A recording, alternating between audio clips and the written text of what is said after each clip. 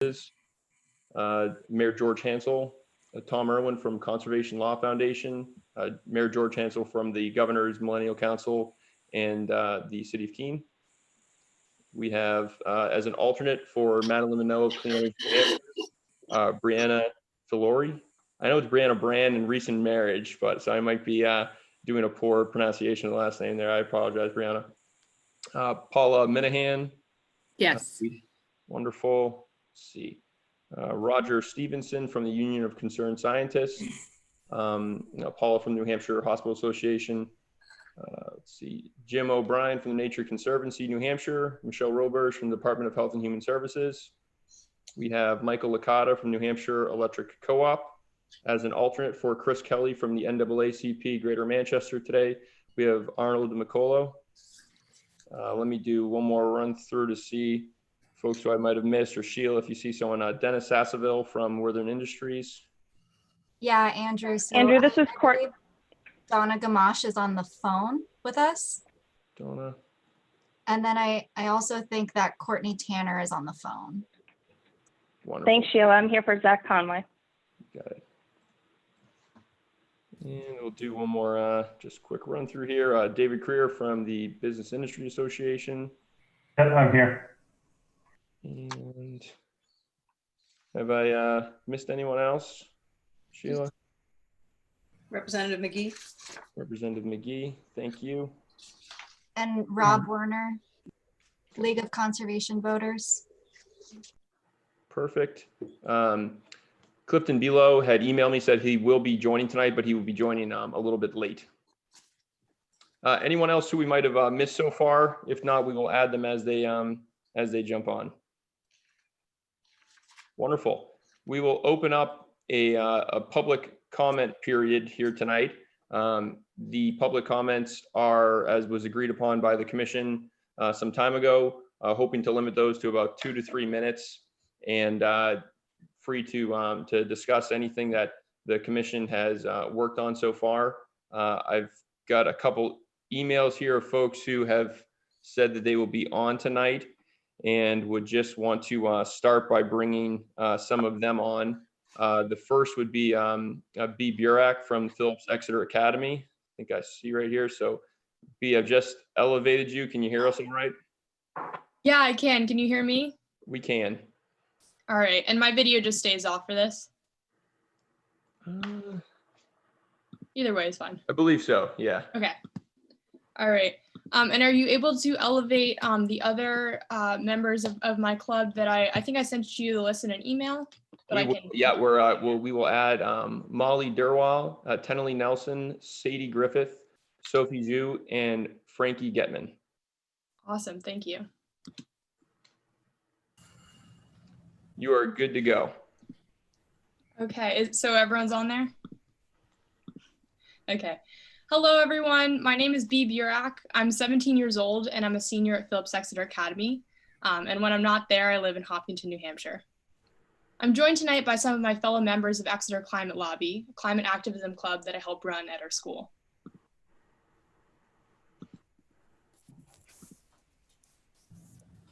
Henley, are you good to introduce yourself?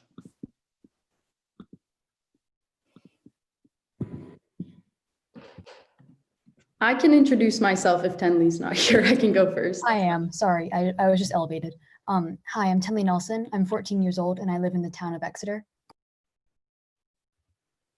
Hi, I'm Molly Durawa. I'm 17 years old and I live in Dover. Hi, I'm Sadie Griffith. I'm 17 years old and I also live in Exeter. Hi, I'm Sophie Zhu. I'm 14 years old and I live in Lee. Hi, I'm Frankie Getman. I'm 18 years old and I live in Portsmouth.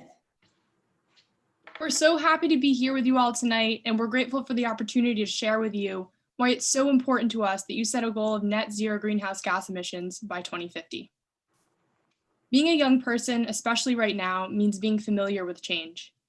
We don't know what our lives will look like even next month because of the pandemic, and we don't know what they'll look like in the coming years because of climate change. Changes like these are scary, but we want you to know that when it comes to significant changes to our energy sector, to the way we travel, produce our food, manage our land, changes that will bring us to net zero greenhouse emissions by 2050. We're not scared. We're hopeful, and we invite you to be hopeful as well. In previous meetings, some of you have expressed a sentiment that New Hampshire is too small to make any significant difference in worldwide greenhouse gas emissions, so maybe we shouldn't even try. But I believe that New Hampshire has an obligation to act on climate change, not just because it will be more costly in the long term if we do nothing now, but because it's the right thing to do. My aunt and cousin work in the tourism industry up north. My uncle drives a snowcat at a ski area, and my cousin works in the maple syrup industry. Everyday New Hampshire citizens like them will be impacted so deeply and so heavily by climate change that we simply cannot throw up our hands and say there's nothing we can do. Many of you may be feeling pressure to preserve the status quo, to set goals that are based on short-term concerns instead of the long-term challenges of climate change. But as Mr. Colburn mentioned in the last meeting, if we don't address problems like climate change head-on, quickly, and comprehensively, we just end up having to do it all over again. And as you consider how best to address climate change, we urge you to also keep in mind the disproportionate impact that climate change will have and is already having on low-income communities and communities of color. Any policies that New Hampshire enacts should be structured with the acknowledgement that not all New Hampshireites will have the same ability to adapt to climate change and changing economic circumstances. Science tells us that unless we make some big changes right now, climate change will become irreversible. Please, we're begging you, don't leave this a bigger mess than it needs to be for our generation to clean up. We don't want to live in a world with more droughts, more flooding, shorter winters, and fewer jobs. What we want are deep, systematic policy changes that will lessen the impacts of climate change. We want New Hampshire to commit to reaching net zero greenhouse gas emissions by 2050. It is in this kind of change that we see hope. You all have the power to help make net zero emissions by 2050 happen, to help us maintain hope that our children and their children will have a stable world to live in. So please, look at the facts, acknowledge what's at stake, and take the leap. Thank you all so much for your time tonight. We look forward to reading your recommendations soon. I just Thank you all wanted, so much. Appreciate it. if I could just jump in, Andrew, this is Tom Sherman. I'm state senator for the Seacoast and along the Seacoast. And I also am chair of this commission. And I just really appreciate you all coming and bringing the voices of your generation to this commission. Thank you so much. Thank you. Thank you all. The next person that I have on my list that we can elevate is Dave Roba from Ceres. I will upgrade Dave right now. Dave, can you hear us all right?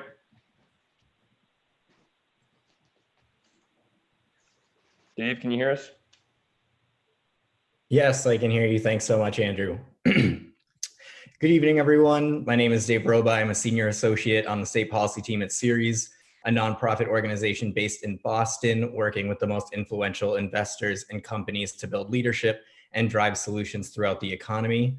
And I co-lead our state policy engagement in New Hampshire. And I expect some of you also know my colleague, John Carlson. So it's great to be with all of you tonight. Thanks so much for everyone for taking the time. I really appreciate everyone joining us for 2 hours on a Thursday evening. I'm sure everyone is juggling other commitments. So thanks a lot. It's really great and inspiring to see attention to this important issue. I know during some of the previous meetings, there have been questions about business community's position on setting legally binding emissions reduction targets for the state. And while Ceres can't speak for every business in New Hampshire, I do want to convey the significant support that we have seen for ambitious climate and clean energy policies from Granite State businesses. Since 2018, more than 110 local businesses representing every county in the state have signed the Clean Energy Principles, co-authored by Ceres and New Hampshire Business for Sustainable Responsibility. This includes commission members Worthen Industries, Timberland, and Dartmouth Hitchcock. So thank you again to them. And I'm hoping that Andrew can share the principles with all of the commission members later on. Great. And so the focal point really is that strong state policies to enhance access to energy efficiency and renewable energy will shift New Hampshire's economy away from imported fossil fuels, reduce the volatility of energy costs, and support locally produced clean energy resources, keeping residents' energy dollars in New Hampshire's economy. And so I encourage everyone who is a member of the commission and joining us tonight to review the diverse list of signatories and the full text of the principles. In addition to the clean energy principles, 39 businesses in New Hampshire have made commitments to use 100% renewable energy by 2050, but this is part of a larger global trend of over 1,000 companies pledging to reach net zero emissions by 2050. Adopting science-based emissions reduction goals in New Hampshire will provide businesses with the policy certainty they need to make sound investments that support the Granite State's economy as it transitions to net zero.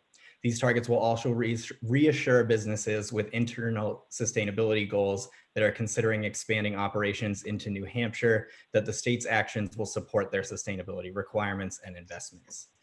Ceres also recently shared a policy memo on corporate support for clean energy and transportation in New Hampshire with all members of the General Court. I'm happy to share that with commission members as well, and happy to answer any questions that anyone might have. Thanks a lot. Thank you, Dave. I'll make sure to send along the email that you had sent to me to the full commission as well, including that list. The additional attendees, if you click the bottom link with the hand raise, we can start pulling folks up for public comment one at a time. In the meantime, a couple folks for the roll call that I missed that are in, and that is Senator Jeb Bradley, Assistant Mayor Clifton Belo of the City of Lebanon, New Hampshire Municipal Association, also Colleen Vane from Timberland, and I believe that Sheila, anyone else that I might have missed?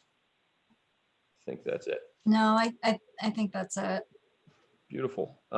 We have a couple attendees with their hands raised, so we'll pull the first one up here is Representative Lee Oxenham. You've just been elevated. Excuse me, I think I raised my hand inadvertently. I've been here previously, support the work that you're doing and strongly support the voices that preceded me in calling for net zero by 2050 and the other goals of the IPCC. Thank you so much. Thank you.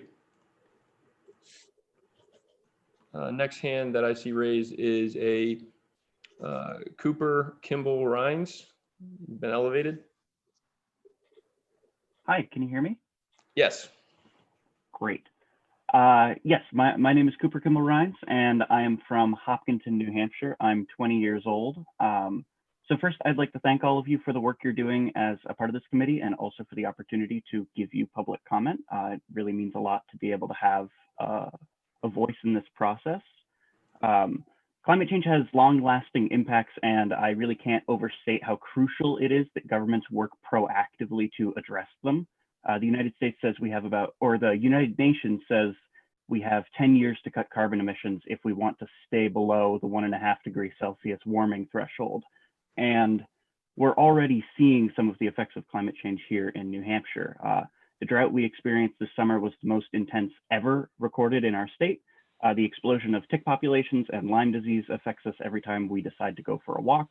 And the appearance of mosquito-borne viruses has also been partially attributed to climate change.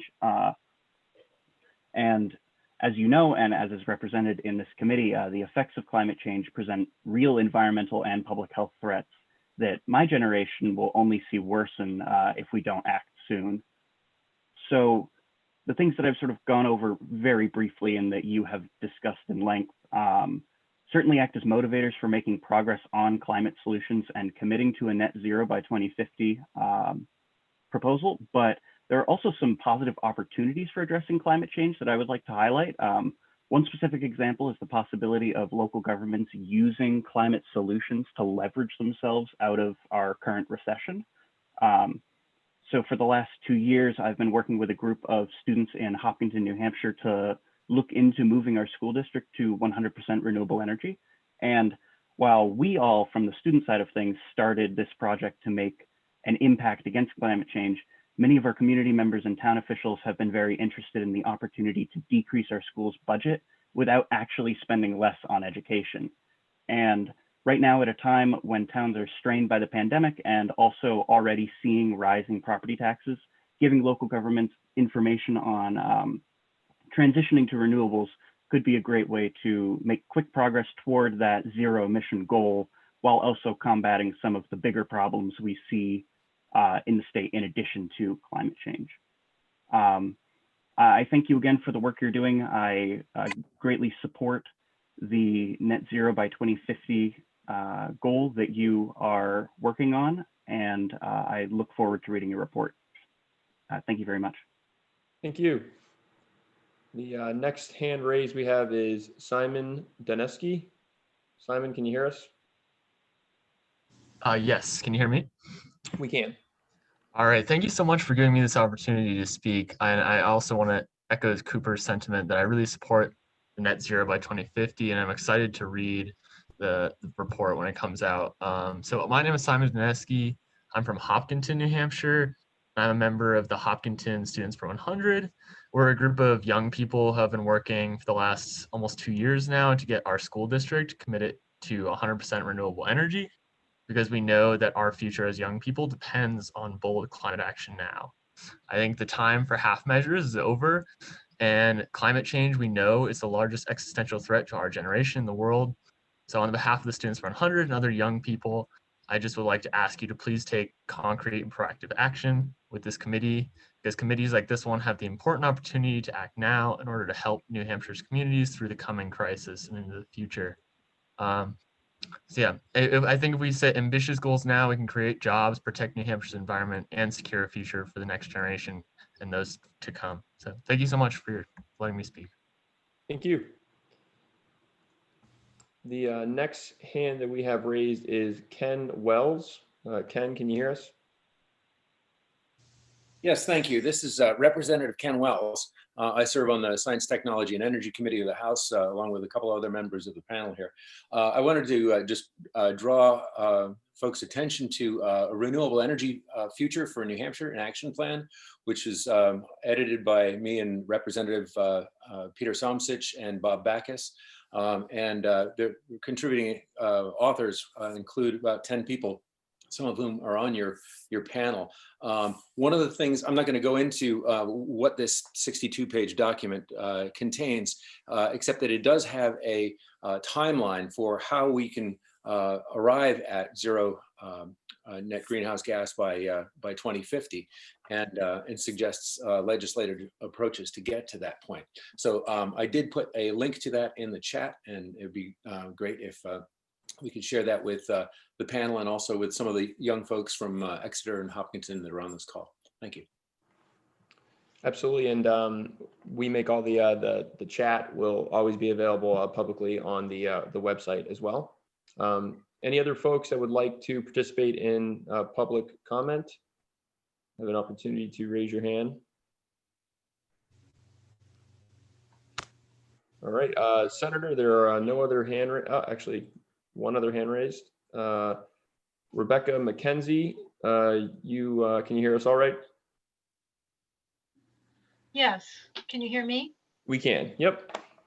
So thank you very much for this opportunity. I had no idea that there was a public comment period. I would have prepared differently.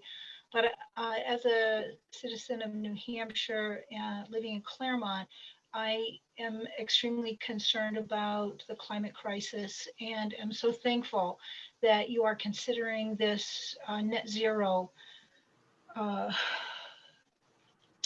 goal for our state. In spite of the fact it is a small state, every little bit counts, and we need to be examples for our children about the kinds of opportunity that we can help them see that we are doing what we need to do to move forward with dealing with this crisis to help preserve their future and the future of our grandchildren. So thank you so much for this work, and I look forward to also reading the report. Thank you. I see that we have, Bar, you have a hand raised, Ms. Chikuri. Do you have something? Yes, so this is my first time doing this. So I'm representing the Medical Society as a panel member. Hey, Lee.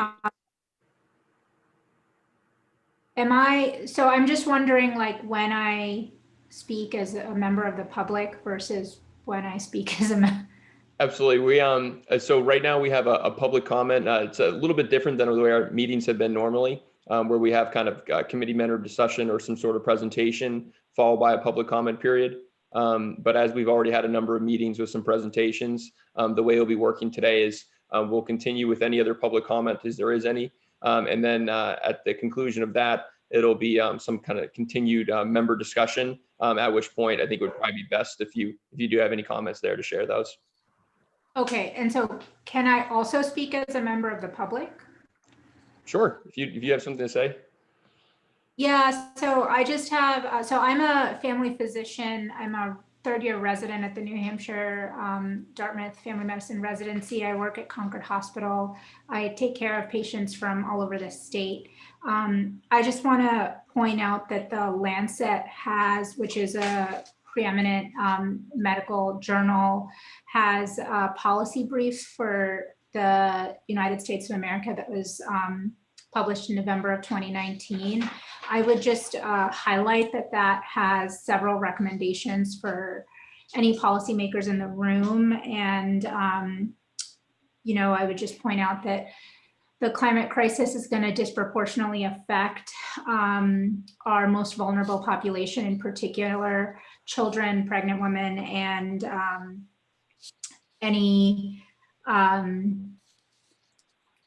minority populations, as well as our indigenous population. So, I think most physicians in the state would agree that air pollution is bad for health, and we should try and limit that, and that we should basically, try and meet these carbon emissions goals for net zero by 2050 per the IPCC recommendations. Wonderful, thank you. Any other comments from the members of the public? Don't see any additional hand raised. So I will pass it over to Senator Tom Sherman. Thank you, Andrew. The next item, first of all, I wanted to welcome Dr. Chikuri. I am also a physician at Exeter Hospital, and also Representative Gary Woods is a physician as well. And just to remind the commission as well, it would be good timing to remind the commission that the focus of this is to really be taking a slightly different approach to how we look at emissions reduction and thinking about it from a public health and a health standpoint. So the original bill that created this process, and I apologize for the dog, was a collaboration with the New Hampshire Medical Society and many of the groups that are represented here. So thank you for being a part of this. Andrew, if you wouldn't mind walking through the report, the draft report, so that everyone has background on that, I'd appreciate it. Absolutely. Last night, we sent out a template draft report, as we were calling it. And I think the purpose of the first part of this meeting is just to kind of go over that template report. As folks are well aware, this is an ad hoc commission, so we don't necessarily have the legislative staffing that would be associated with a state level commission. So we've done our best to try to put together a simple form that would allow us to explain how exactly this ad hoc commission came to be, along with a short summary of the presentations that were put forward. I know a couple of folks had reached out to me in regards to a couple of title changes and things of that nature. So we have those listed and can make sure we put the representation and affiliations correct. But we're hoping to perhaps kind of get some initial thoughts on this template, and then if there are items that we would like to change on there, we're more than happy to make those changes. No recommendations are included in this template. It's just what we would suppose to be a summary of the presentations that were brought forward to us. So I'll open it up to any kind of thoughts or changes or edits that folks have on it. Andrew, I just wanted to go to the forward, which is on page 1, and again underscore that and perhaps we could add a sentence or even just a phrase that talks about the public health component of this. You know, it's as is the tradition in New Hampshire, is to do things a little bit differently and perhaps lead the nation. And I think one of the areas where this group is leading the nation is the idea that this is not just a climate issue. This is not just an emissions issue, but one of the compelling reasons that we are all here, and this particular group is here, is the public health and healthcare and related healthcare costs that will be impacted by lack of action and a failure to set reduction goals. Absolutely. And which was why I was prime sponsor of that bill. So that was, I think continuing that theme would be helpful. Does anyone else have any comments? You'll see that there's an executive summary, but much of the report itself includes our role, the people who are participating, and then it walks through the presentations, which are also available in their entirety on the website. So anybody has any questions, they can go to that. And so in the end, the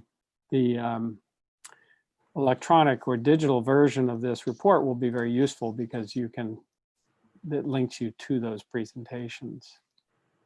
Kat, Representative McKee, yes, go ahead. Thank you. Yeah, my thought that I had when I looked, beyond the information around what we covered in our research to the conclusion section or recommendation section was that we should probably split our recommendations into the categories for which we are emitting. So we should, have sections for home heating, for electric generation, and for transportation, because I know we have proposed various bills in those different segments of the energy economy in the past in an effort to try and lower emissions. And I know that currently the other New England states are involved in the Transportation Climate Initiative, which New Hampshire, decided not to participate in formally, but they're sort of monitoring it because many of the other states like us have cleaned up their electric sector significantly. And we need to look at that again as well, because it's still not zero. But I think it would be helpful if we separated the emissions categories so that we could get specific and detailed. And to Representative Wells' point, with the link that's in the chat to the, I see the name of it again, a Renewable Energy Future for New Hampshire Action Plan. That is a document that goes into a significant amount of detail as far as New Hampshire's portfolio picture and some suggestions for how the different segments can be affected. So I just thought I'd throw that in there or throw that out there for your edification. I also note that on number 3 under recommendations, saying identify the state agencies responsible, including the lead agency. I think that's really critical here for New Hampshire to have any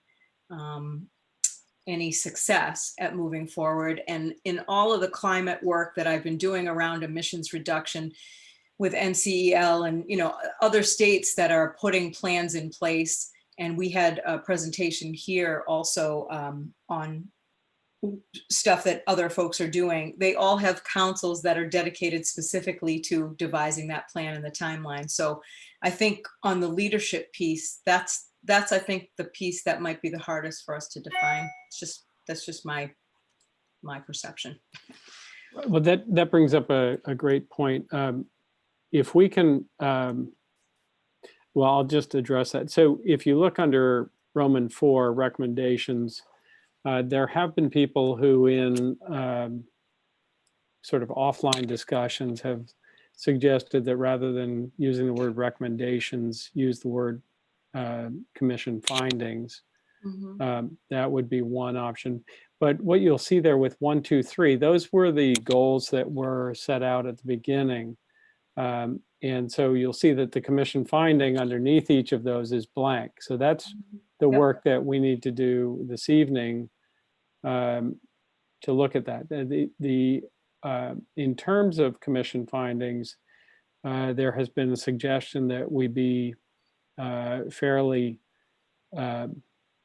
vague about, so one would be if we establish a science-based emissions reduction goal by 2050, perhaps not necessarily setting the interim goals with this commission, but leaving that up to the people who are going to implement or the mechanism for implementation.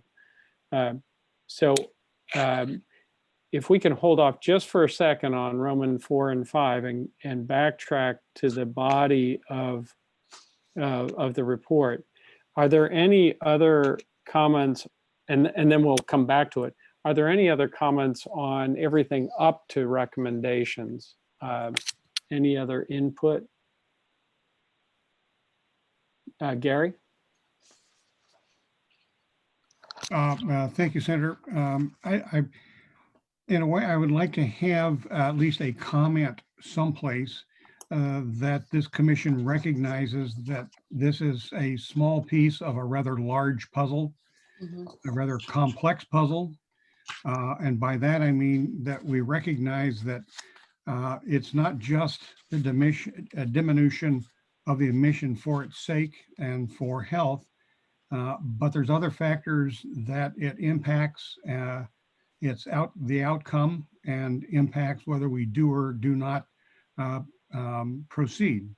By that, I mean, and I raised this the first meeting as the term biodiversity, that in fact, this is an element of preserving our biodiversity, which is part of the bigger picture.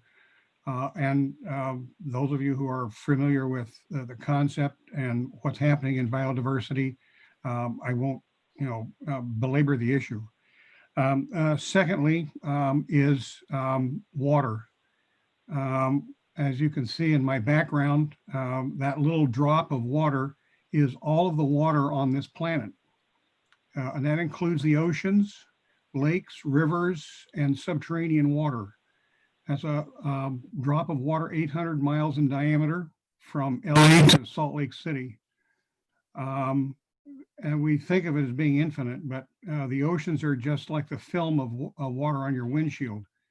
So biodiversity and water are all impacted, and there's a feedback mechanism with that. The final portion of that is population. I think we have to recognize that if everything is under control, as we would outline with the IPCC recommendations, if the population were to continue to increase, unfortunately in some areas it's not, but if the population were to continue to increase, all of this would be for naught. And I'm harking back to in the 80s, I walked into the Science Museum in Boston, and there was a little closet, which I thought was a closet without a door. But then I recognized that there was a 3x5 card on the door at the back wall. And you had to walk into this little closet, and on it says, if the population continues to increase as it has in the last 100 years, that by the year 2600, there will only be 3 square feet for each individual to stand on. So I think I'd like to have some comment that we understand that although we have goals, that we understand that we are in a milieu. Humanity is trying to address one of its technological problems, and that is climate. There's other technological problems we're dealing with. But a comment that we realize that we're embedded in a more expansive and complex environment. We're trying to help in just one dimension. I realize it's sort of philosophical in a certain sense, but it does have concrete implications. Thank you.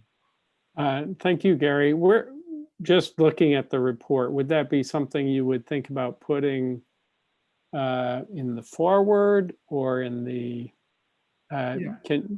have you had some thought about how to wordsmith that and Well, also where to put it? I was originally a physicist before I was a physician, and I'm a terrible writer. So, but my thought would be just in, as you alluded to in the forward, to expand that and include just a sentence or two in that regard. So something along the lines of recognizing that what the commission is addressing is one piece in the puzzle of our world's environment or something. I don't mean to get Yeah, too our hokey, current but challenges. right. Yeah. So just Andrew is the wordsmither. I don't think that's a word. Maybe a wordsmithy, to go back to New England words. Thank you, Gary. Are there other comments? Yes, Jim. Thanks, Senator. And maybe this is for Andrew's wordsmithy as well. But so I think if I was a member of the public reading this report, I would look to the executive summary section, I think, to give me a little bit of a perspective on the problem statement. I think that this commission is trying to resolve. And so I know as we go through the report, we highlight and we sort of talk about the presentations that we heard, and I think we do a good job there of defining those.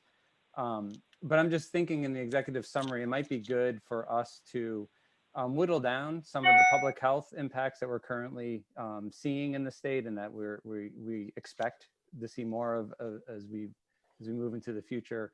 Surely we've heard from DES and others on the environmental impacts that we're currently experiencing, we're going to experience more of. So I'm just wondering if you want to talk a little bit more in the executive summary to get into the purpose of this commission with some of the facts that we've heard from the speakers. This is sort of let everybody know, who may not go and rewatch all those presentations or who may not get that far in the report, the purpose of why we're all spending our Thursday evening here together.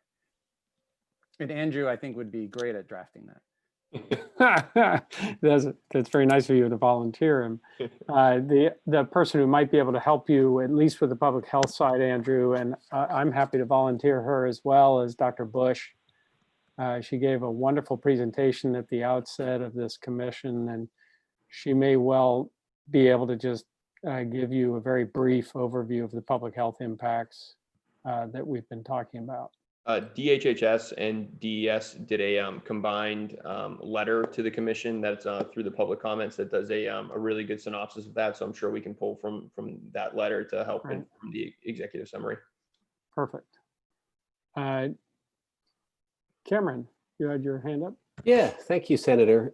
2 points. One is it's certainly wonderful that we've heard from a lot of state experts on this topic.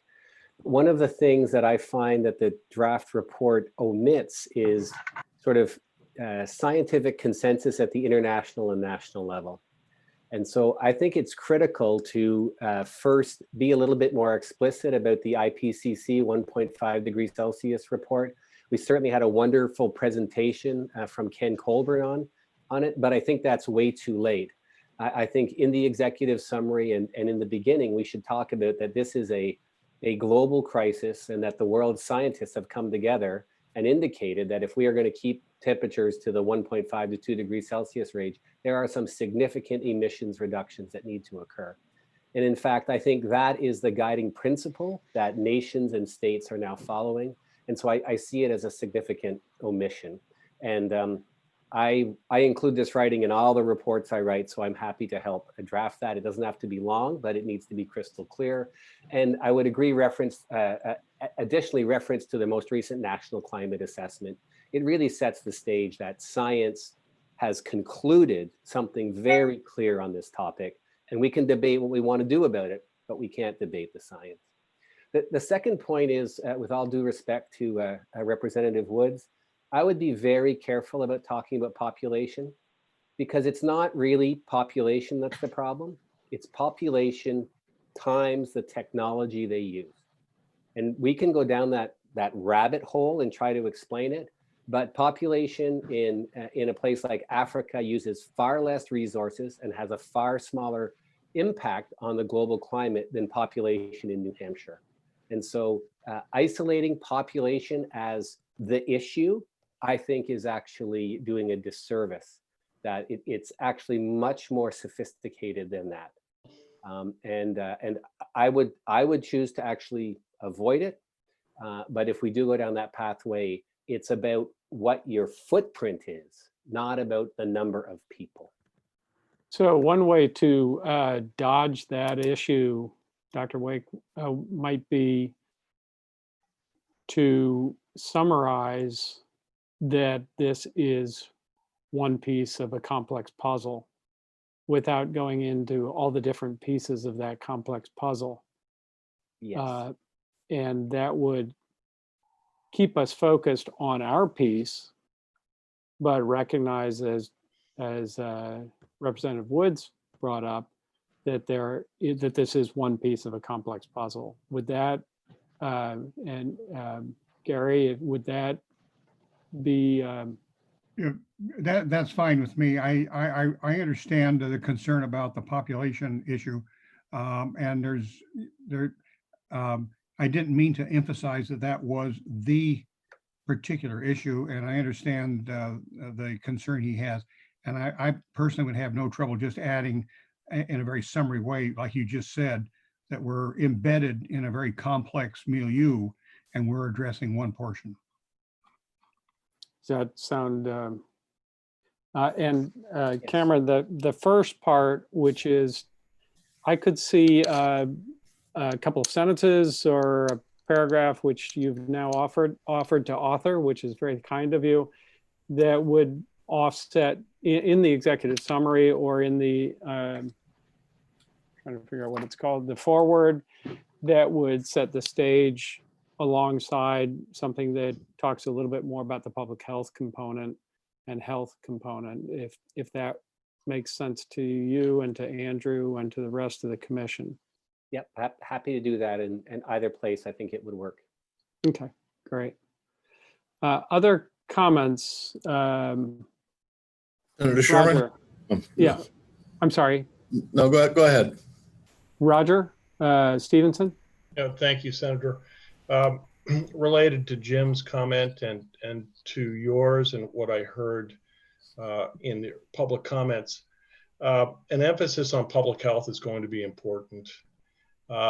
We need to remember that there are elements of public health and climate that will have, that emissions reductions on the part of the state will have little effect in 2050.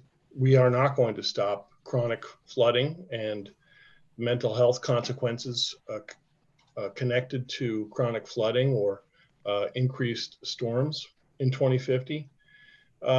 We should pay attention to some of the more immediate ones, and we talked about air pollution, PM 2.5, the ability for us as a state to, and in working with the federal government, concentrate on air pollution and the co-benefits of climate action if we attend to the air pollution that is connected immediately to childhood asthma and the work days lost and the school days lost because of respiratory disease. Thank you. And where would you propose? Do you have a proposal for wordsmithing or otherwise, or where you would put in additional comments? Yeah, I propose that Cameron Wake write that piece too. That's very thoughtful of you. Right. I'd be happy to. I think in the explanation to, as Jim O'Brien was saying, in the explanation to the general public, we want to emphasize the public health, the immediate costs of inaction. Right. Okay. And if you all had a chance to read the Medical Society letter, it was brief, but I thought it was very well worded. I think that was Dr. Dow. Isn't that right, Dr. Chikuri? Yeah. And Yeah. that was shared with everyone, and he gave a very nice summary. But certainly that would be something, Roger, that you and Andrew could work on a little bit to make sure it's expanded adequately to capture that important component. Sure will. All right, there was somebody else. I just missed who it was. Was that Cliff? Did you have something you wanted to add or no? Okay. Senator, it was Mike Fitzgerald here. Oh, there it is. Okay. Hi, Mike. Yeah, I couldn't figure out how to raise my hand at first. It's been a long time since I've had to raise my hand. I wanted to throw something out here. It may be a little, I'm not sure what the consensus would be as to whether it would help or hurt in this effort, but I think it might be helpful to include a brief section or an addendum, a summary on what's going on in other states in our region, other New England states, in terms of their goal setting, what they may or may not have done legislatively, and even perhaps some of the Canadian provinces that we work with in NEGECP. I think it might be helpful to provide some context. This would be sort of a follow-up to what Cameron was mentioning on the science as well. A lot of the other states have looked at goals that are reflective of the international consensus on science. And as I mentioned previously, we do have, although there's no authority behind them, we do in the 2009 climate change plan do have some goals that the Governor's Climate Change Task Force recommended. So I think it might be just helpful to provide some context for the for this effort. Other commissions, and Senator Bradley may want to jump in on this, but other commissions I've been on have often had appendices, and one way you could do that, Mike, would be to have sort of an annotated resource, list of annotated resources. You were mentioning some, I think Cameron mentioned the IPCC and the, so it might be useful at the to have an appendix of annotated resources. And the reason I say annotated would be that you had mentioned having perhaps an explanation. I mean, even just one sentence that says, this is what's happening, or this group may be doing something like that. Does that sound like it might be something of interest to the commission? Or we could just have a list of resources, but I like Mike's idea. I think you had this. I would just add Mike. also that we did provide. Yeah, I would just also mention that we did provide some information, so I think we could build on that pretty easily and provide a short synopsis. And the one thing, my rationale for adding this is that relative to what Roger was mentioning in our relatively small size and impacts that we might have. Our philosophy has always been that as part of a regional action such as RGGI, the RGGI states represent, I think, still the it may be as high as the 7th or 8th largest economy in the world. So if we consider to have some context as to what's happening around us and how we might be somewhat consistent with those, that might be helpful. Yeah. Senator Bradley, do you have any thoughts on that?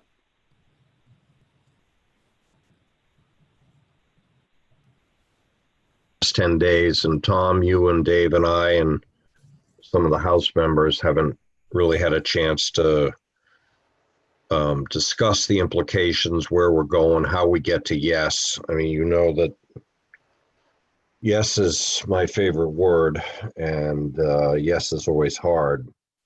So I would make a couple of suggestions. I think that where, and I have to admit, I don't know how to pull up Zoom documents while I am on a call, and I should have printed out the report, but Andrew, can you pull that up and maybe screen I would like, screen share? instead of, and I think we've already discussed this, recommendations at the end of the document should be titled as something to the effect of summary of information presented.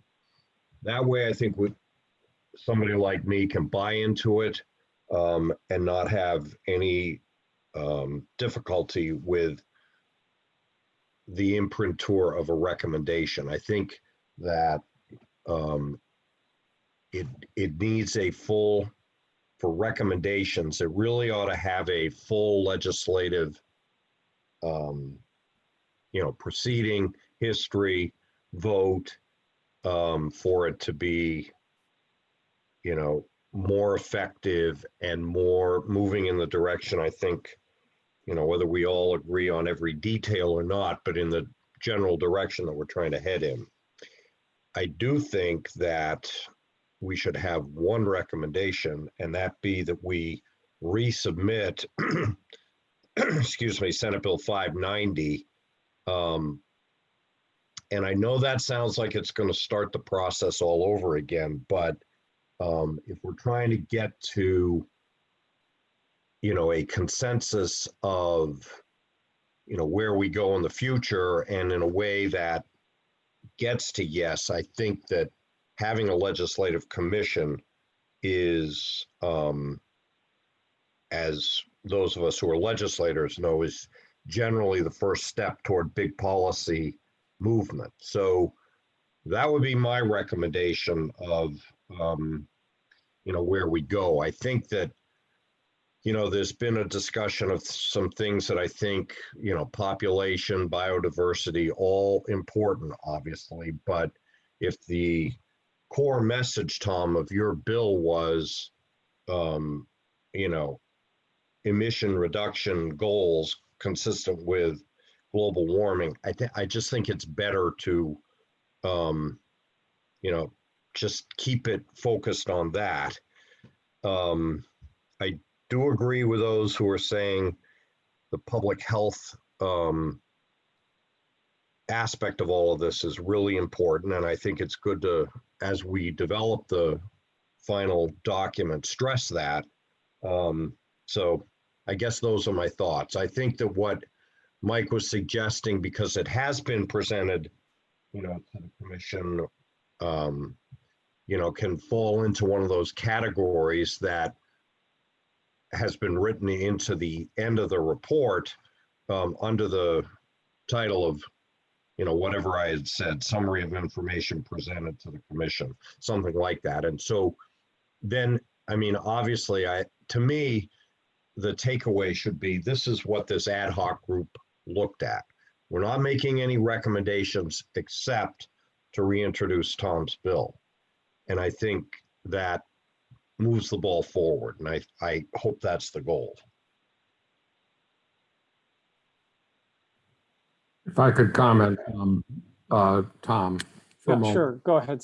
I appreciate what Senator Bradley has said. My feeling is that the commission work has made the case on the public health that 2050 goal of zero, as our states around us are doing and may be embedded in federal policy before too long, makes sense. But, we're New Hampshire, and if we're going to meaningfully move in this direction, it's got to be something that the legislature does. And we're not a legislative commission. So I think that what Senator Bradley says makes some sense, and that that's a way to bring forward all our information, and we could perhaps unanimously confirm that we receive this information and that what is here is an accurate summary of what we heard. And then the point would be that this is worth pursuing in a way that could end up with legislative action, but that's going to have to be the process that Senator Bradley described. So I think this I certainly would like us to be able to do different things, but this might be a way to get to the yes that Senator Bradley is describing.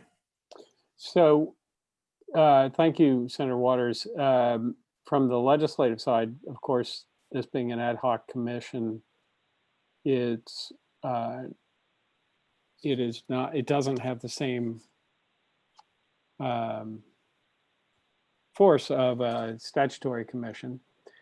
On the other hand, I think there are many on this commission who feel very strongly that zero emissions,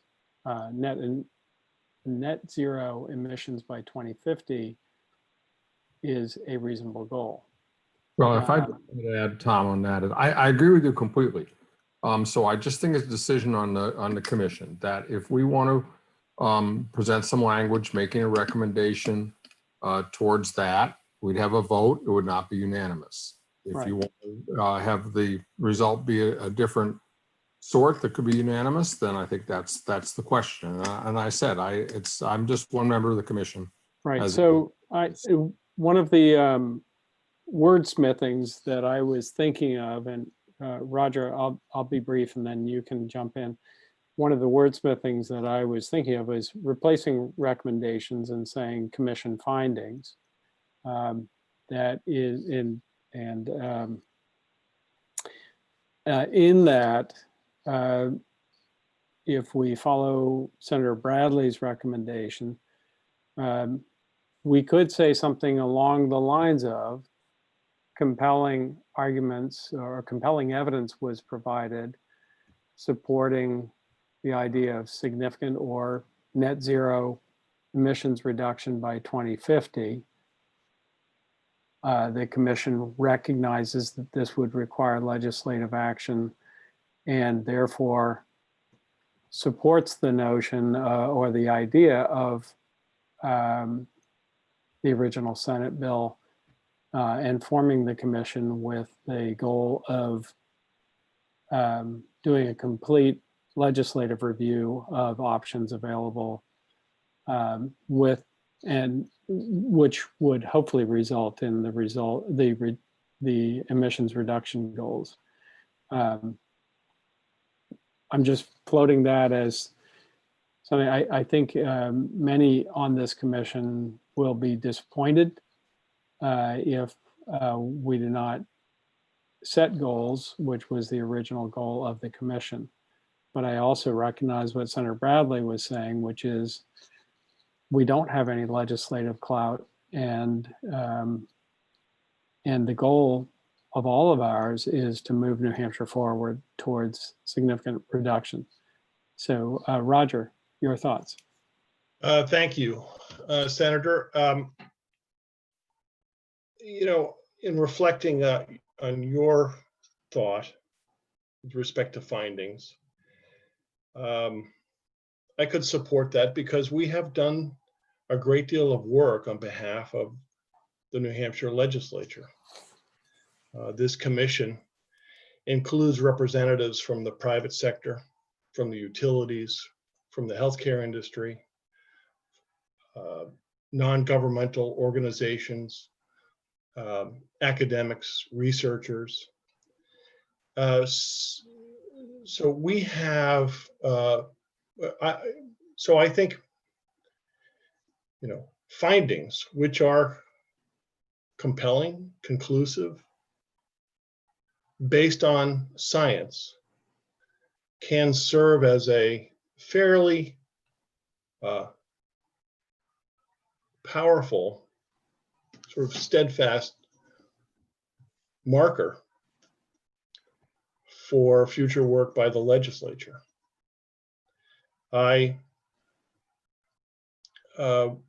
I think that our report and findings and recommendation, well, I still think we should come out with that, put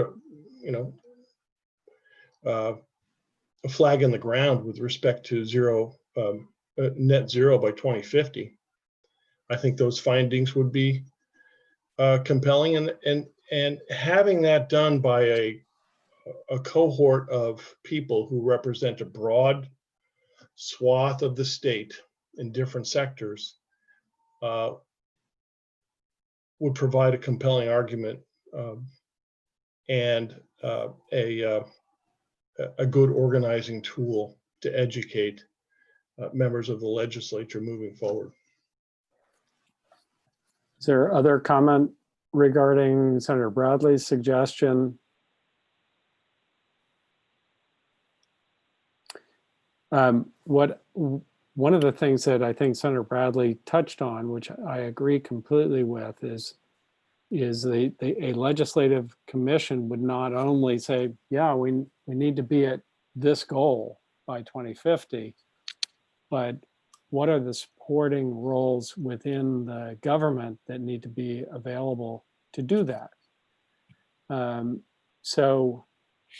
I don't think, since we are not a legislative or statutory body, I don't think it would be, I don't think we can determine what would be necessary to do that. What would be the timeline for implementation? You know, so if you look under recommendations, Roman 4, establish processes and timelines, that would be much more appropriately performed by a statutory commission or a legislative commission.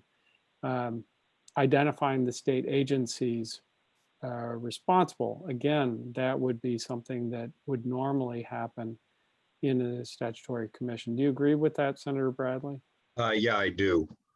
I mean, I think the concept that you were talking about, Tom, of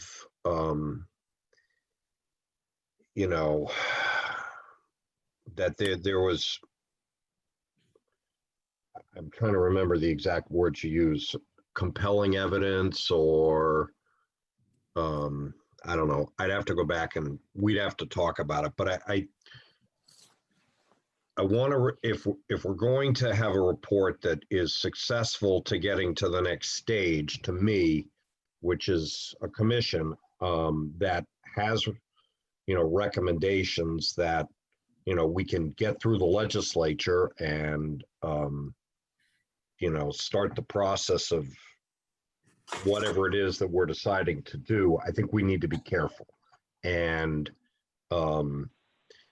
I guess what I would propose is that maybe the elected people on this call, and maybe it just starts with David, you and me, trying to put a couple, 2 or 3 sentences together as part of the summary of information presented section that, doesn't bind everybody, but I know where you want to point, and I get that.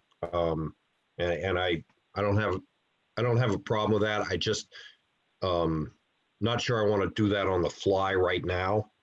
And I apologize, my technological skills aren't, if I had a second computer and I could see the report, maybe I could do it on the fly, but which means we might have to have another Zoom at some point. But well, we do have a meeting scheduled for December. So our final meeting is scheduled for December. That's then what I would propose, that, and obviously any of the elected officials on this call would be free to reach out and run things by anybody else on this, group for input. But I'd like to see something that, we can all support. And I'm not sure, I just think we need to think through this carefully. That's all. Okay. Good way to go. Good way to proceed.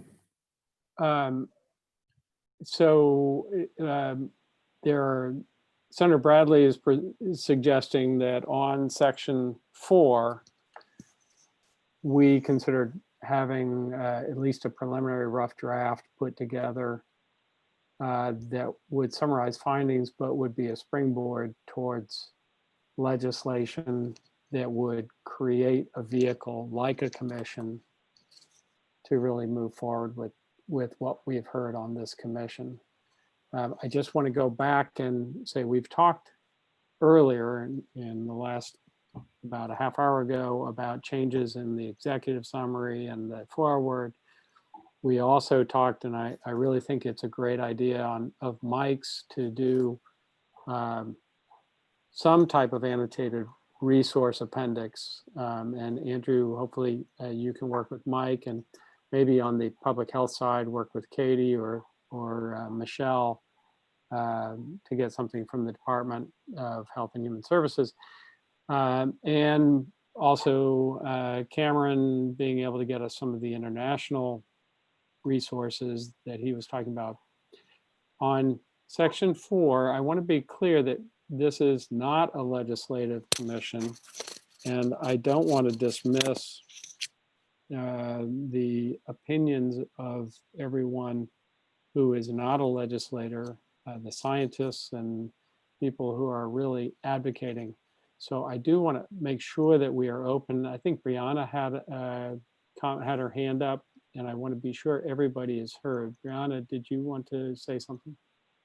Yeah, thank you very much, Senator Sherman. And I do just want to add really quickly that I am serving as an alternate right now, and I haven't been a panelist on all of the meetings, although I've tried to attend all of them. But I just wanted to propose a potential other option, just based on some of the discussions that have been had about, the difference between this commission and a formal legislative commission, and what you and Senator Bradley and Senator Waters have talked about is potentially including some language that references what the setting of this commission was, and I think including comments on the pandemic and how all of this had to come together outside of the legislative body.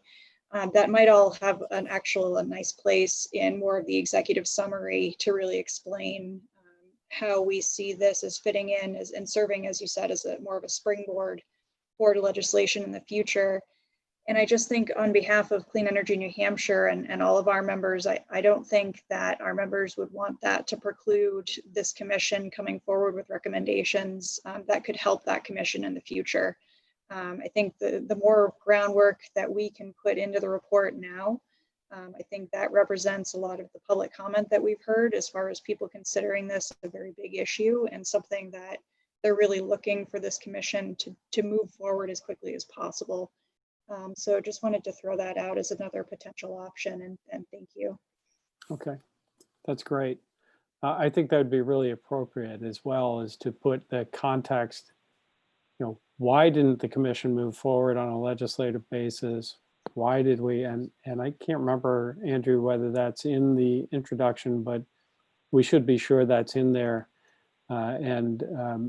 Another point that you brought up, Brianna, is many commissions that I've been on, especially in this virtual world that we're all living in right now, have had an appendix that includes all of the public comment, all of the chat, and that's something we could certainly do. So we could have appendix 1 or A be the annotated resources. The appendix B or 2 could be making sure that we've got everything that we've captured on during this. And I think that's really important because it could potentially make a huge difference in, people have put a lot of time into this, and I don't want anyone to feel that, I think Yogi Berra said the Department of Redundancy Department, we don't want to create another commission that brings us all back for another 12 hours of discussion. We want to be moving forward from what this commission has done. I think Brianna is right on point that it will be much easier for that commission because a lot of their work has been done. And so thank you so much for that input. I think Cameron, you had your hand up. Yes, thank you, Senator. I would defer to the elected representatives in terms of the best way to keep the ball moving, and I think that's really important, and I understand that. I would also add that I think it's a lost opportunity if we don't clearly identify what the targets need to be to keep this planet sustainable and livable, and to protect human health, especially in New Hampshire. And so I don't think we have to call them recommendations, but it would be really important for us to point to the fact that we need sort of aggressive action on the order of what the IPCC has called for globally. What I'd hate to see us do is pass this off to legislation and have some really weak targets set that aren't really up to the requirements of what the climate crisis has presented us with.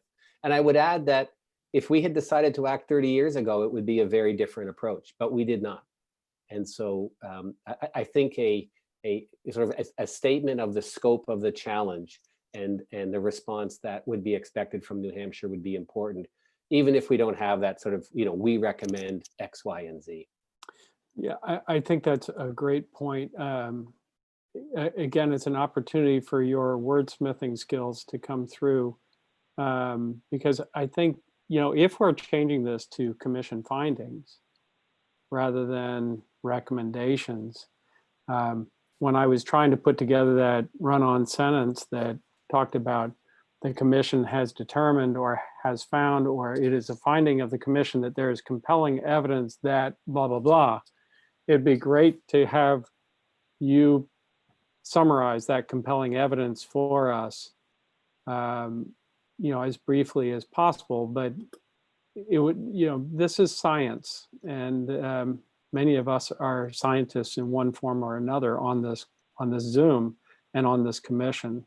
And I think this isn't our finding, or actually, Cameron, some of it may be your findings, but this is science, and we all respect that. And so having that science reflected in our findings, I think, am I interpreting what you're saying correctly? Is that in that section we should at least reference that compelling argument?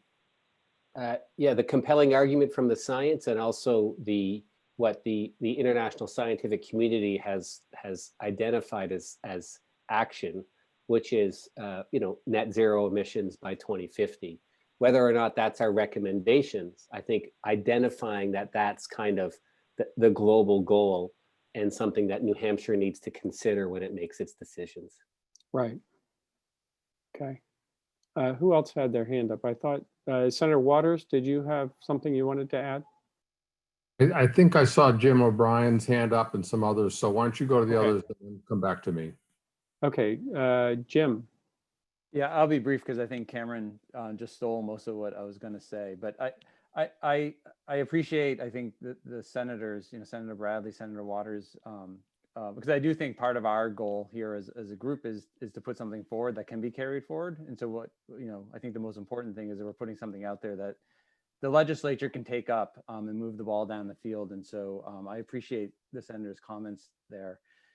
And I also, I think if it's called a recommendation or if it's called a finding, I think either way is fine with me. But I would, to Cameron's point, really hope that, we've had 3 or 4 meetings now, and I think the only scientific findings that we've heard from our speakers is that we have to get to net zero emissions. And so I just hope that can be stated in this report, because this is, our task is to put forward scientific findings of what we heard. And I haven't heard anything other than that. From our presenters and from the scientists who have come forward. And so I'm sure Cameron can wordsmith that very well. But I echo, I really think we have to put that out there, because that is what we've heard. Those are the findings. And so I think this report should reflect that. So who else had their, Representative McKee.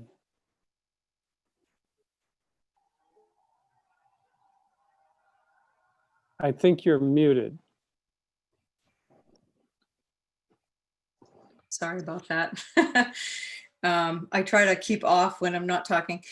I have a proposal that perhaps we could call the section conclusions, because I think that as we're discussing here, we are discussing actually our conclusions, even if they're not conclusive in terms of us providing data points for 2030, 2040, 2050 as defined by this commission.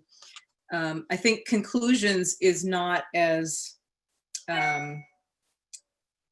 it doesn't have the same implications as recommendations, but we can say that we are discussing the conclusions of the testimony that we've heard and what we have yielded in terms of a direction for this to go. I wanted to make folks aware, since we're talking about legislative solutions, I think it's a great idea if the senators are going to get together, look at SB 590, look at what could come next. But there is actually a bill that has been submitted in the House already, well, an LSR 0134, establishing a greenhouse gas emissions reduction goal for the state, or goals for the state, and establishing a climate action plan. And this, what's interesting about this take is that they're kind of assuming the science, which, you know, many of us have been familiar with for quite some time.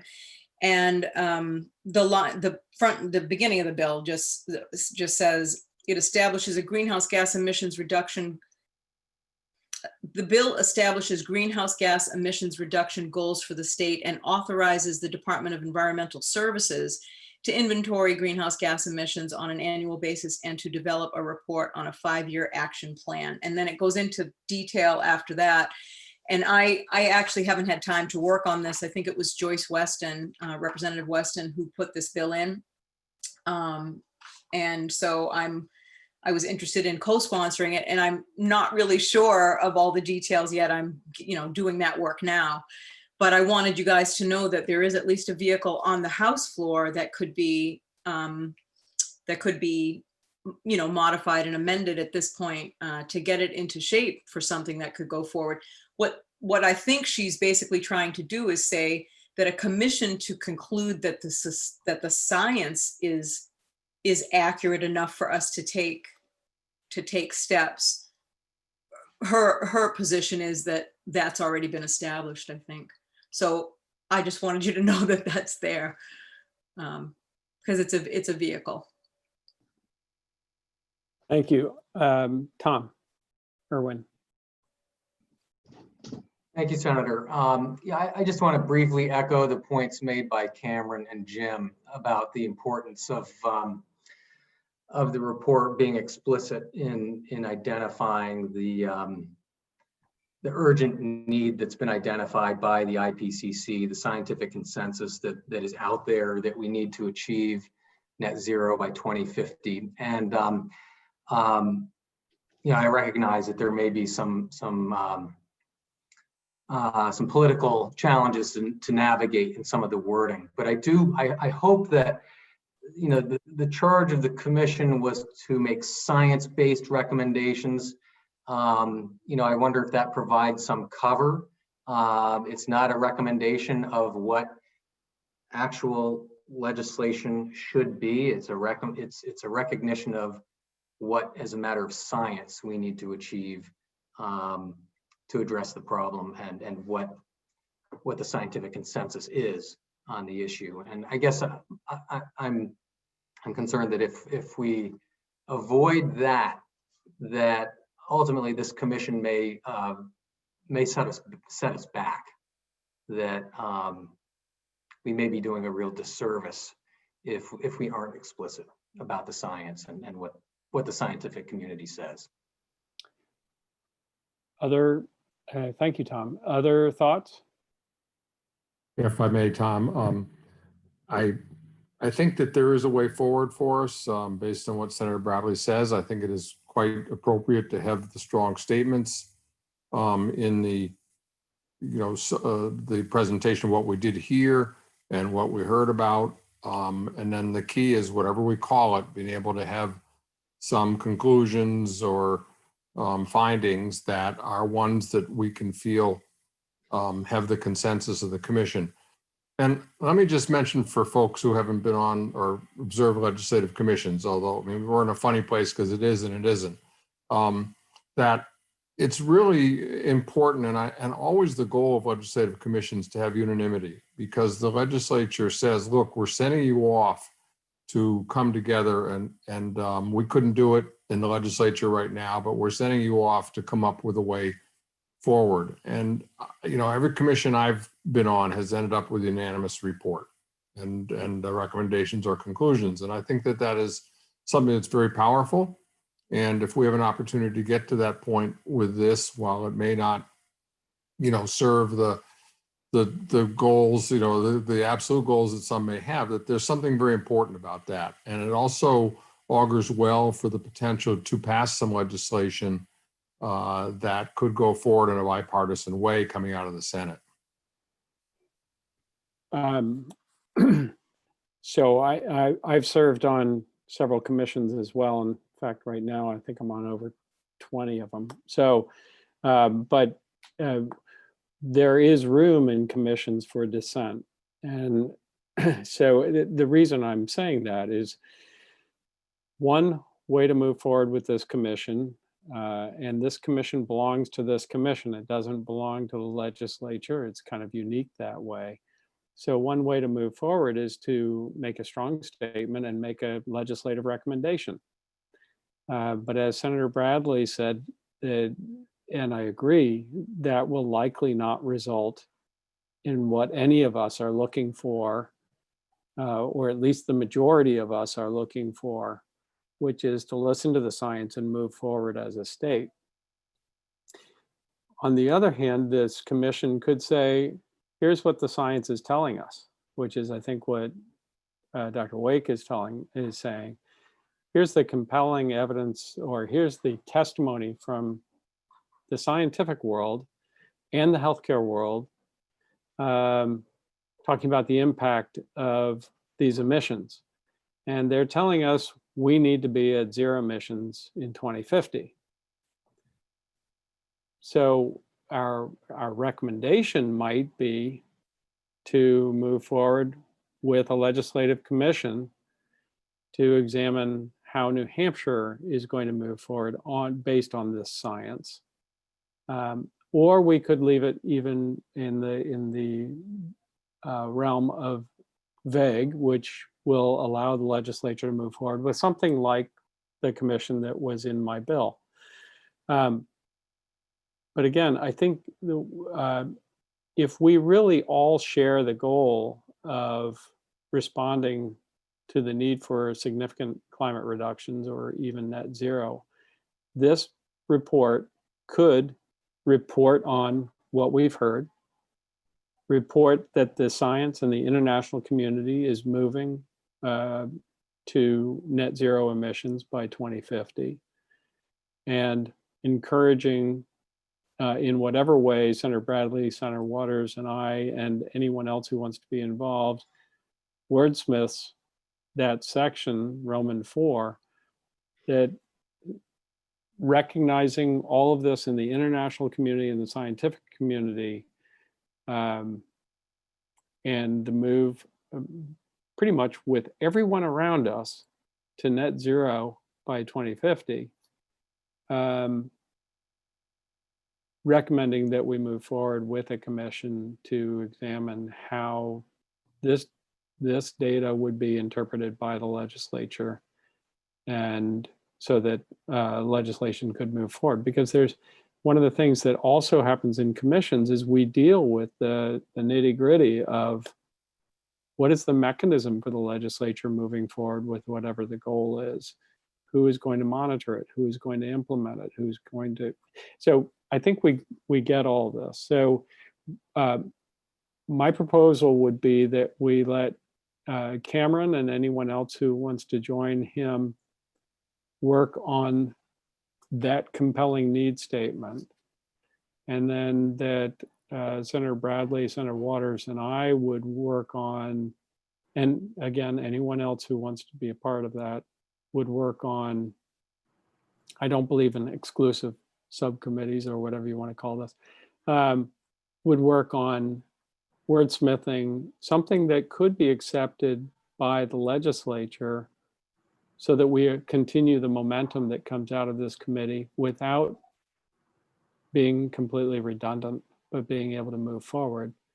And then when we reconvene in December, we should all have a copy of a draft that we can wordsmith and hopefully end up with a unanimous vote on. that would move us forward. Senator Sherman, I know that Dr. Chakuri and Arnold Miklo have their hands raised. Sure. Okay. Dr. Chakuri? Yeah, I had a question. Has there been any discussion or thought about, as part of the conclusions, including that climate change is the greatest public health crisis that we've ever faced and that is going to affect the next few generations? I don't think it's been phrased quite that way, but I think it's been recognized. I think right now we would say that the greatest public health crisis we're facing is COVID. And so it's hard for us to make, we can, as Cameron was talking about, we can reflect what has been presented to us from the science. And we did have a presentation from Dr. Bush that was quite compelling about the impact. But I don't think that particular conclusion, unless I'm wrong, somebody speak up and correct me if I'm wrong, but I don't think that particular, the greatest public health crisis or issue confronting the world right now was stated quite that way. Yeah, I would say most of the medical societies across the nation, as well as globally, have cited it as a health emergency, a global health emergency at the very least.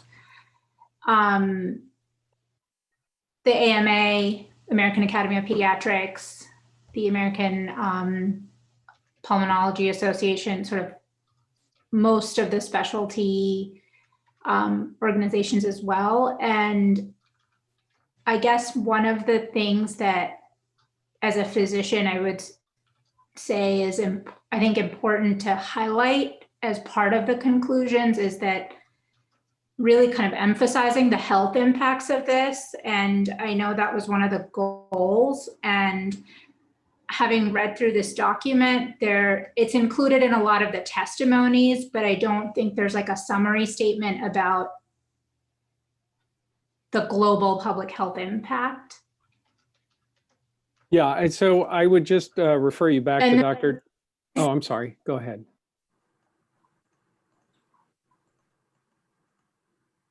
Yeah, and I would just say that it sort of changes the narrative a bit. Okay, I would just refer you back to Dr. Dow's statement that he put in from the Medical Society, which was strong, but it wasn't quite that strong. I might be paraphrasing this, but it said at one point that the public health effects of the current level of warming are concerning. The health effects of further warming may well be disastrous. So it was pretty strong, and we could include some language like that. Perhaps if you wanted to go back to the Medical Society and to Dr. Dow and come up with some wording that you would want to consider in the conclusion, that would be something we could take up at the final meeting when we vote on the final report. If you could get that wording to us ahead of time as part of the conclusion. I think it could go similar to the scientific evidence and the international conclusion on net zero. It could go in that kind of phrasing, which is the commission heard from the medical community that there was a compelling that this represents a crisis in the public health community, or that how I can't remember exactly how you said it, but that again would be something that you could wordsmith, and we could look at that as a commission. We do have to have a report voted on by the end of this next meeting, so we have to keep that in mind. But again, under conclusions, if you want to submit that to be incorporated, that would be great.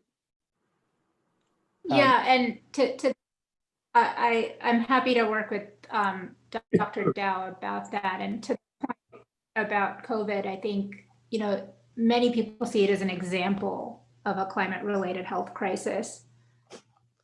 Okay. Senator, Who else? Somebody else had their hand up, right, Andrew? Yes, Arnold Mikolo, and then Roger Stevenson and Mike Fitzgerald. Okay, Arnold. Yeah, thank you very much. So it's Arnold Mikolo. It's not Arnold Mikolo. I just wanted to clarify that. So Arnold Mikolo, and I'm here as a NAACP Environmental Justice co-chair, with my alternate being Chris Kelly. And I just want to, you know, I'm coming in this, you know, capacity just to mention that, you know, New Hampshire is getting diverse, and they're now, you know, New Hampshire is known on the national stage has been white, but it's getting diverse. And I think that, you know, we need to be, you know, explicit and intentional about making a statement within the report, acknowledging the equity implication and negative impact of the climate impact has on people of color and minority, especially new Americans. So I think that that's definitely something that, you know, I'd love to see within the report, if that's something that could make the report, the final report. So how would you be willing to get your thoughts down on paper and get them over to Andrew or to Sheila so that we could look at where that might go in the report? It's a really important point. And it certainly, you know, if the goal of this ends up being to stimulate the legislature into having a commission, whatever we end up with in our conclusions would be the framework for that commission's work. And so I think that's an important component to have in there. Does anyone else have thoughts that relate to what Arnold just said? So Roger, I think you were next, so you can, and then we'll get to Cameron. I think Arnold makes a good point, and I think our public health networks have taken pains to look at climate change, impacts on New Hampshire, and vulnerable communities within their networks. That includes Manchester, Seacoast, Lakes region, Monadnock, and Upper Valley. So I think and Kate Bush is very, very familiar with all of their reports. But they look at underserved communities and the most vulnerable populations, and I think they would be a good resource. And I think that Arnold makes a good point, and we should take advantage of the work that those public health networks achieved and the studies that they did over the past couple of years. And I want to pivot. I think I'm next in line. So let me just say first that Senator Bradley's comments originally were frustrating to me tonight. But I was thinking back to a parallel, and that is acid rain. The science that was done on acid rain was done here in New Hampshire in the 1970s. In the early 80s, a citizens group, the Acid Rain Education Project, worked to educate the general populace and the legislature. And in turn, in 1985, the legislature passed the Acid Rain Control Act. What did that do? Well, you know, it did a little bit of stuff here, but it had influence at the national level. When the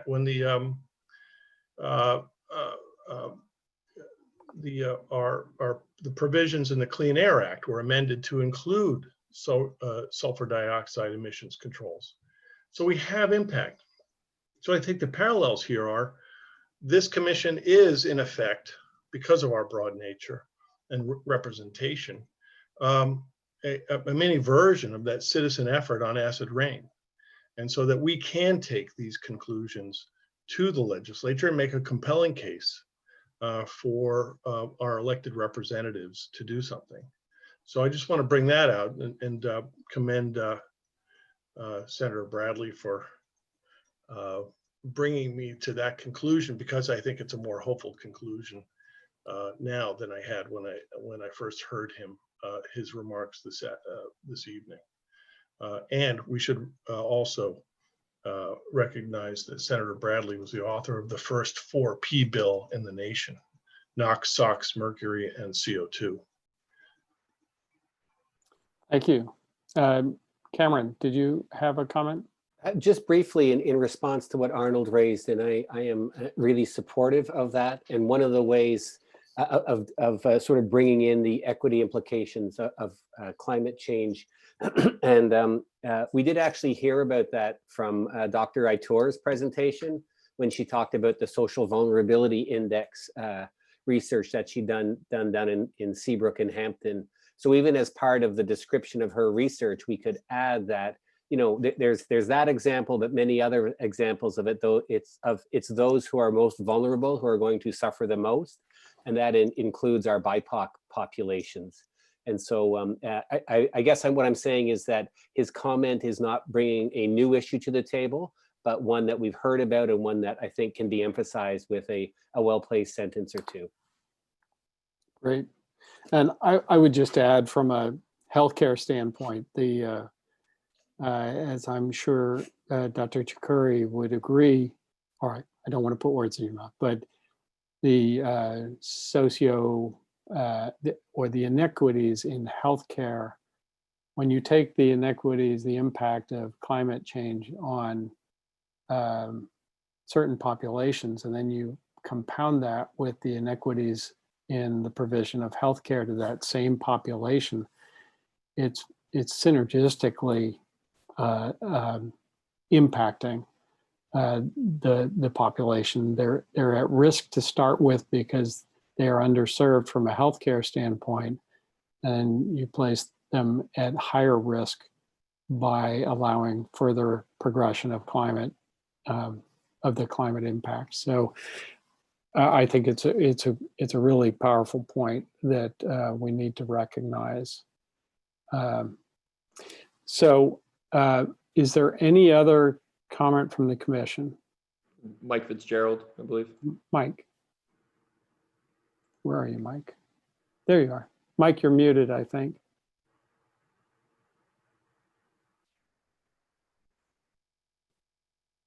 Sorry about that. Yes, thank you. One other issue I wanted to bring up, I'm understanding that the focus of this has been on public health impacts and so on, but the discussion on COVID and versus climate changes in terms of their public health impacts raised another thought with me, which is COVID obviously is, we hope, short term, although it is a very significant health impact, and it's, obviously the issue of greatest concern to policymakers, I think, today. But second to that is the economic impact of COVID and the recovery from all the unemployment and so on that has been caused by it. And we've been having discussions with several other states, and I can share a report that was produced by the state of Maine on how renewable energy, energy efficiency, and investments in combating climate change can be very useful in providing jobs and helping with the recovery.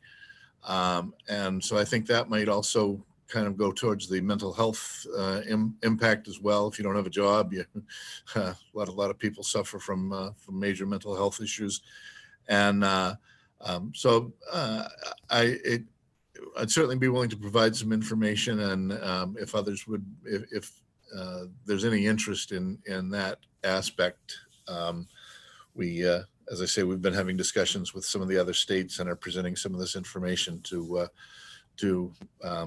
governors in terms of how they consider financial investments in the post-COVID era for recovery. Great point. So any other comments? So correct me if I'm wrong, but what I'm thinking in terms of action items moving forward and being ready to have a report that we can potentially make minor wordsmith adjustments on, but be really ready to accept, hopefully unanimously, as Senator Waters said. I would, at this point, we'll have Cameron work on the science and international conclusions regarding net zero by 2050, that recognition. The second one would be on the public health side, which Dr. Chakuri will work with Dr. Dow to perhaps adjust the statement that was provided from the Medical Society and recognize what you were talking about, Dr. Chakuri, about the level of concern on the healthcare and public health side. You might want to reach out to Dr. Bush on that as well. Maybe you can do that through Michelle Roberge, who is the representative from DHHS on this. Yes, I'm happy to help with connecting. And then the final one was Arnold thinking about some way to incorporate some wordsmithing in whatever we're going to call this, commission findings, conclusions, summary, whatever the final wording is, to recognize the inequities. And I would sort of think that if we follow Senator Bradley's recommendations, we can put all this into our final report as a way of providing some context for a statutory commission that would come out to address this and actually incorporate it into the state planning. And so does that sound like, I think what we would want to do is have, Andrew, when is our final meeting? December 10th, 6 o'clock. So I would think if we could have that wordsmithing done before Thanksgiving, does that sound like a reasonable goal, Andrew? I think so. Absolutely.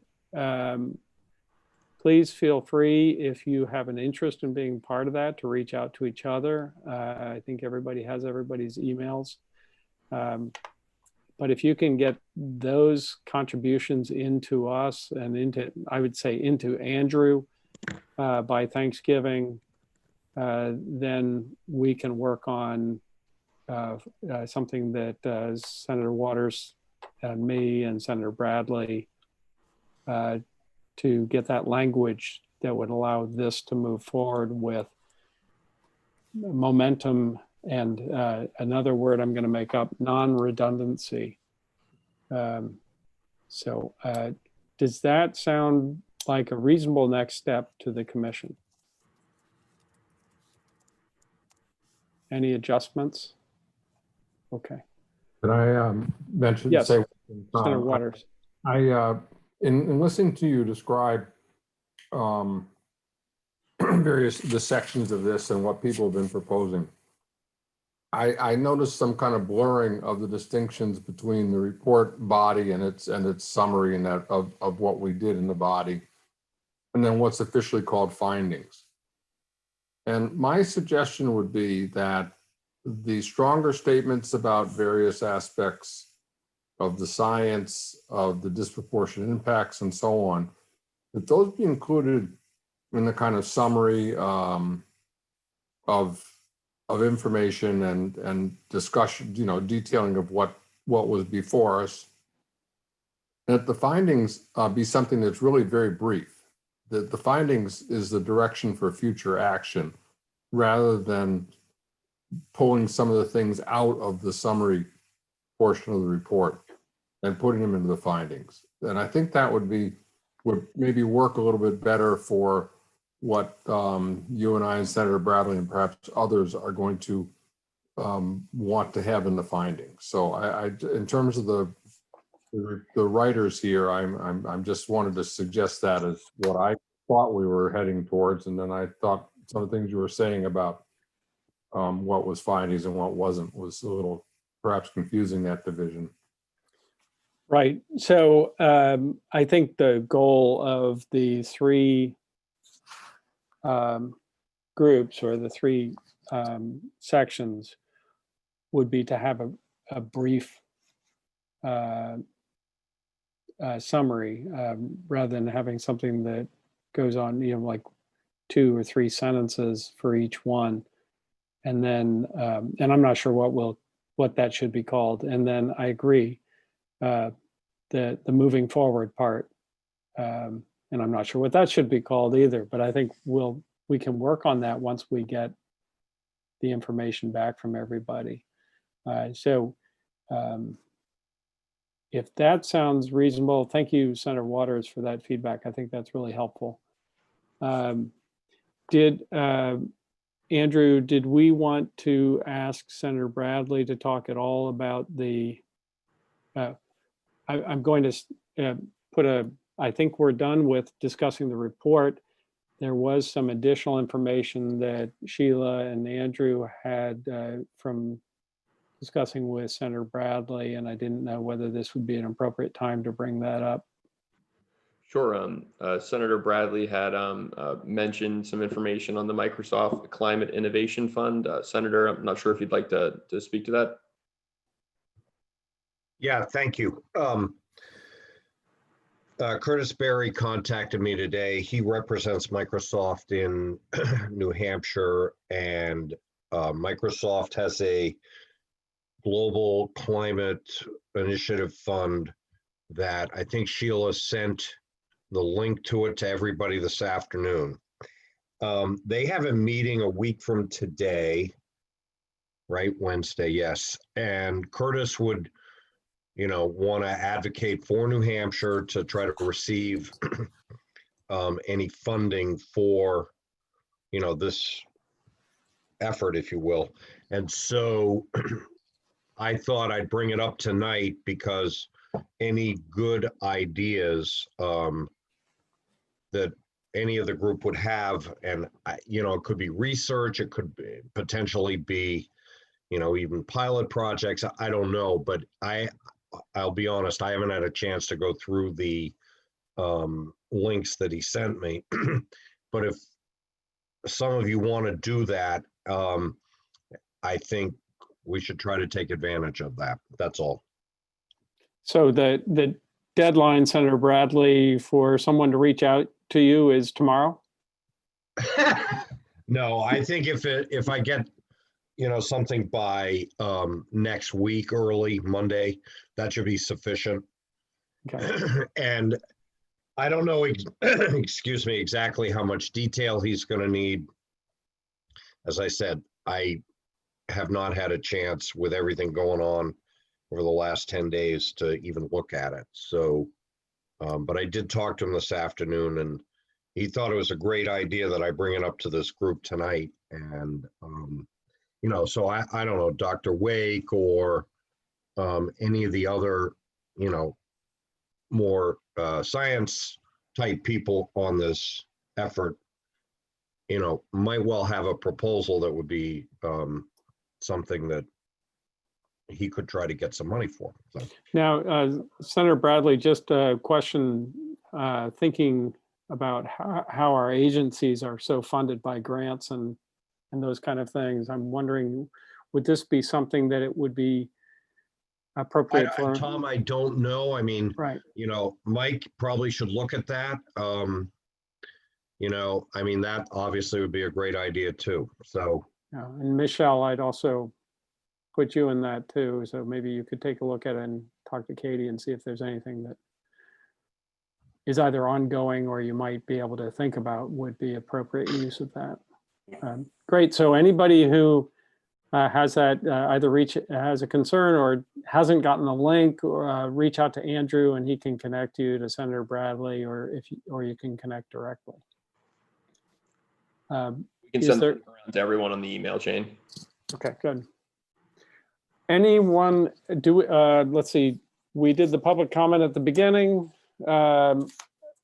If you could just review again, what is the date of the next meeting?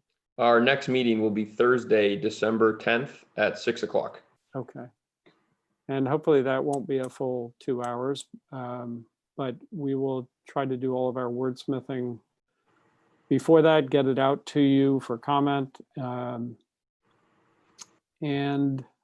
Is there any other input from any commission members at this point? Great. Then I would adjourn the meeting, and thank you, Andrew and Sheila, for putting this together, and all of you for your time commitment. This has been wonderful. And we will see you after Thanksgiving. Thank you. Thank you. Thanks.